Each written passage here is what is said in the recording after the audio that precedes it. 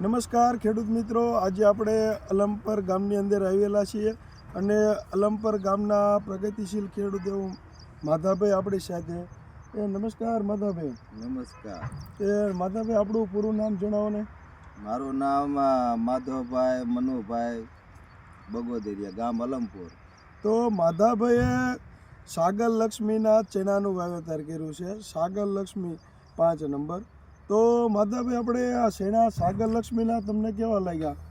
શેણા તો બહુ સારા લાગ્યા, વિકાસે છે અને પોપટો બે છે સારો. પોપટો સારો બે. તો બીજા કરતાં હુકારામાં ને એમાં કેવું લાગે?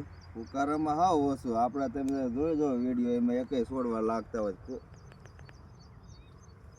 તો માધાભાઈનું કેવું છે કે બીજા કરતાં હુકારો ઓછો લાગે. અને જે આ પોપટાની બેઠક છે માધાભાઈ, એ કેવી લાગે છે?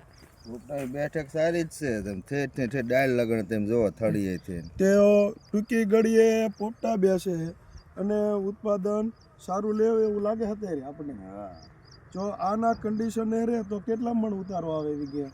વીઘે 30-35 મણ તો ઉતરે.